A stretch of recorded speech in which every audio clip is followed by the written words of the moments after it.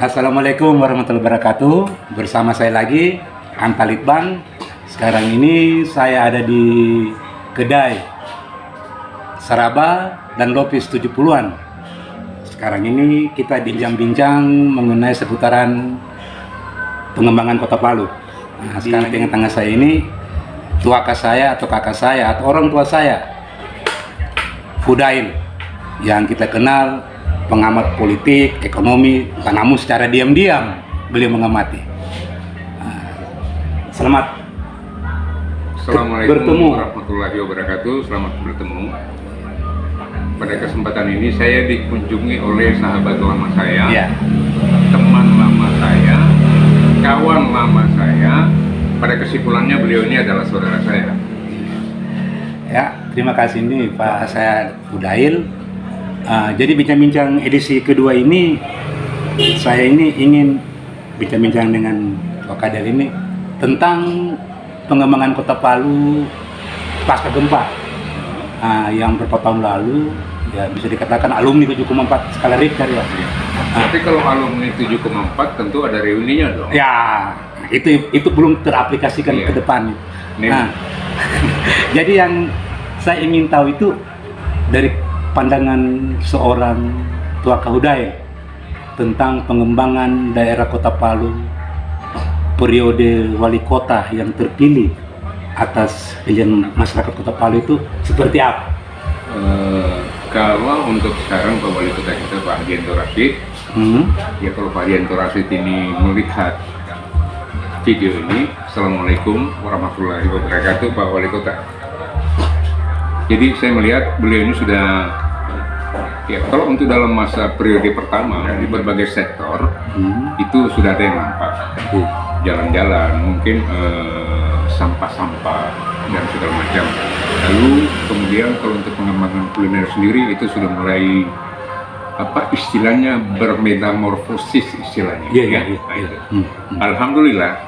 Tapi di sini saya mau garis bawahi bahwa setiap pemimpin itu punya kekurangan, juga punya kelebihan. Kesimpulan yang kedua bahwa masing-masing pemimpin itu punya kebijakan tersendiri-sendiri. Yang muaranya tentu itu untuk masyarakat Kota Palu dan sekitarnya. Itu sekilas pengembangan Kota Palu ya di periode wali kota terpilih ini. Nah, sekarang saya lanjut mengenai keberadaan Badan Penelitian dan Pengembangan Daerah Kota Palu yang dibentuk sejak 2016 oleh pemerintah Kota Palu. Nah, di balik banda itu, kalau disingkatnya di balik banda itu ada beberapa program-program pekerjaan yang dilaksanakan oleh badan itu sendiri. Nah, di situ ada berapa poin ya. Nah, dan dari berapa poin itu saya minta pendapat dari tuaka kita ini karena sekarang ini Litbang Kota Palu itu lagi melaksanakan kajian kawasan religi yang dipusatkan di Palu Barat, seperti makam Dato Karama, seputaran wilayah Sis Al-Jufri, Jalan Sis Al-Jufri. Itu sudah ikon.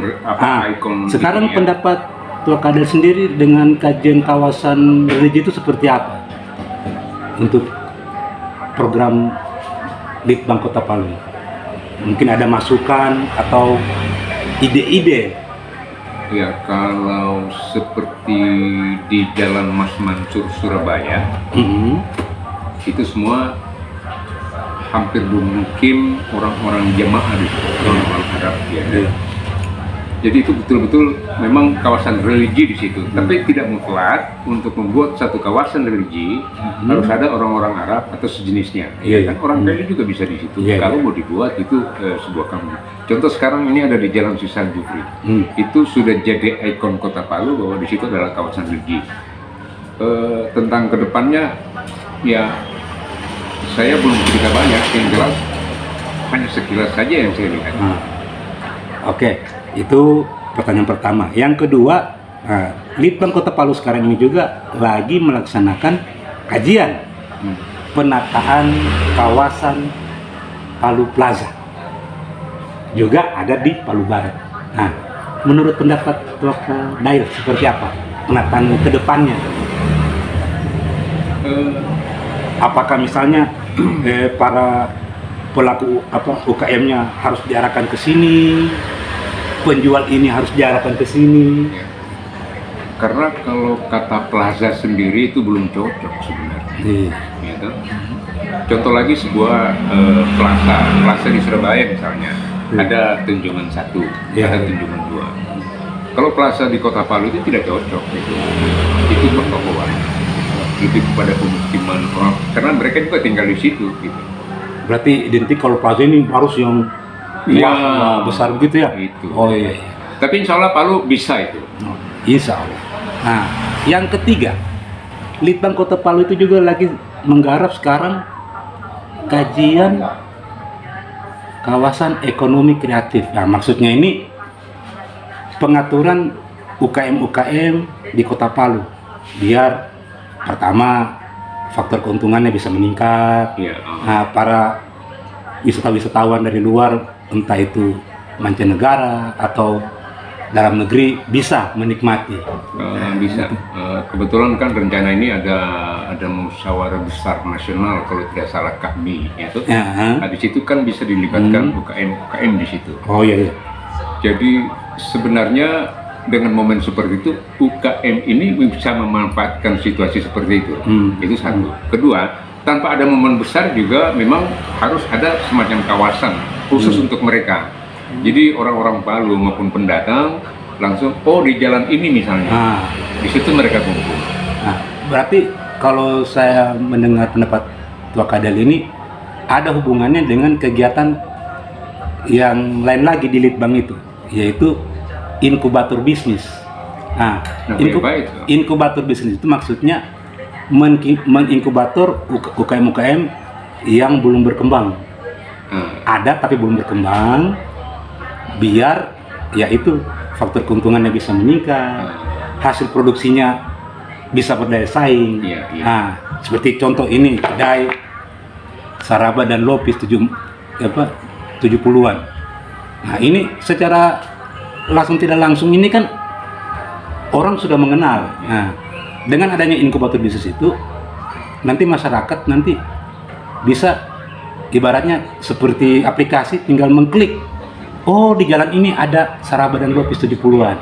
Nah, sekarang menurut pendapat Tua Kadal sendiri, inkubator bisnis itu ke depannya seperti apa prospeknya? Yang pertama, jadi sudah tidak ada manusia yang bodoh di zaman sekarang. Iya, itu. Dan itu harus diakui. Itu tidak ada sudah manusia bodoh. Kenapa? Ini kan sudah ada yang namanya HP. HP Android. Jadi semua ada di dalam situ. Kamu tinggal klik. Iya kan? Terkait dengan yang itu tadi. Inkubator bisnis. Jadi apa saja itu. Tinggal kita menggunakan media sosial ini dengan bijak. Gitu. Lalu kalau untuk UKM yang baru mau berkembang, saya pikir bisa diberi asupan lagi mungkin. Asupan seperti mungkin dana, pelatihan, peralatan, bla bla bla. Lalu kemudian mereka ini diarahkan ke dinas terkait. Betul. Tapi kepengurusannya satu pintu. Betul. Kira-kira begitu kan? Oke. Nah, tadi kita sudah membahas beberapa item yang Litbang sementara laksanakan, dan ini termasuk inti dari pelaksanaan Litbang itu sendiri, yaitu sistem inovasi daerah di Kota Palu. Kebetulan sementara digarap juga kegiatan ini. Nah, jadi di sistem inovasi daerah itu atau SIDA itu merencanakan inovasi daerah itu selama 5 tahun ke depan. Misalnya tahun ini pembuatan ini. Nah, tahun depannya actionnya. Nah, kedua tahun depannya lagi sudah jadi ada rentetan. Istilah orang Kaili dipadu dengan istilah bahasa Inggris. Action today, benjol tomorrow. Itu yang tidak bagus sebenarnya. Cari di kamus itu, cari di kamus. Iya, tapi saya cari di Google tidak ada artinya. Action tomorrow, Action today, action today, benjol tomorrow. benjol tomorrow. Iya. Wah, luar biasa. Jadi kalau actionnya hanya hangat-hangat ayam, lalu pada akhirnya juga berantakan. Iya, ya. Iya. Jadi kalau menurut Tokada sendiri, sistem inovasi daerah kita ini ke depannya seperti apa prospeknya ke depannya ini? Biar perkembangan UKM, IKM di Kota Palu ini semakin berdaya saing tinggi. Yang paling penting di sini usaha atau pelaku usaha UKM ada niat yang menggebu-gebu, Iya. semangat. Saya mau garis bawahi di sini bahwa memang harus ada networking ya, jaringan. Iya, networking. Jaringan. Ya, itu Perlu kau networking. Kau garis bawahi. Saya baru terpetik kata-kata networking. Wah. Cari di Google itu. Iya. Gitu. Network. Jadi itu terkoneksi dengan semua jaringan yang ada. Luar biasa. Terutama itu aplikasi-aplikasi kuliner yang ada di misalnya di Kota Palu. Apa saja di situ ada kan? Iya. Gitu. Jadi sekedar informasi buat Tokadail, dari semua kegiatan-kegiatan yang ada di OPD Kota Palu ini nanti, di kantor-kantor di Kota Palu ini nanti akan diinkludkan di program Smart City. Inovasi itu. Nah, Smart City itu program Pak Wali Kota, di mana di situ semua sudah terangkum. Smart City. City ini kota. Nah, smart. Nah, iya smart. Itu smart itu apa? Itu senyum apa? Oh, iya. Itu cerah ceria seperti itu. Nah, jadi nanti tentu pelakunya harus smart juga dong. oh pasti, makanya planning terakhir seperti itu. Nah, kalau kita melihat ke belakang lagi seperti wali kota terdahulu Pak Cudi Mastura, dia mengatakan itu Palu City for all. Kota Palu untuk semua. Kota Palu untuk semua. Kalau sekarang kan terhadap mancanegara. Kalau wali kota sekarang kan Palu mantap Ya. bergerak. Begitu. Nah, itu. Kalau wali kota sebelum ini apa ya? Macintubu. Kita Maroso, Murambanga, kita Marisi. Makanan. Itu. Google cari artinya. Itu bahasa Kailis. Iya. Gitu. Kalau bahasa Mandar apa artinya? Kalau di Mandar? Bersatu kita kuat. Kalau bahasa Mandar itu, kalau mau di bahasa Mandar kan, semua sirumurung tahu untuk suatu kebaikan, macosanna untuk Kota Palu. Untuk orang Mandar, Google cari di sini. Iya. Yang bukan orang Mandar juga cari. Gitu. Kebetulan Tokadal ini asli. Tapi dibedakan itu, beda Mandar, beda Mandarin. Oh, Iya. Mandarin luar negeri. Tidak, kalau di Majene, di Kabupaten Majene itu sudah banyak yang beranak pinak orang-orang Cina di sana. Saya cari tahu hubungannya ini sampai hari ini saya belum ketemu. Yang jelas mereka sudah beranak pinak di sana orang Chinese. Begitu. Iya. Tapi saya terkesan dengan yang tadi apa? Tomorrow, Action today. action today, Benjol tomorrow. benjol tomorrow. Wah, Iya. luar biasa. Ada lagi. Iya. Haung gerobak, nah boleh jati. Berarti gerobaknya pergi, sapinya tertinggal. Nah itu. Luar biasa. Jadi Tua Kadal ini selain juga orang Mandar, beliau juga sudah menguasai beberapa bahasa Kaili. Ya adalah sedikit. Adalah sedikit. Tapi jujur itu sudah wow luar biasa itu buat saya sebagai orang Kaili. Walaupun bapak saya orang Bugis juga. Jadi ada satu kisah Ya. di mana kisah ini judulnya saja ya dalam satu buku. Lipasa be Mandar, tililinaung di Kaili. Lipa itu sarung.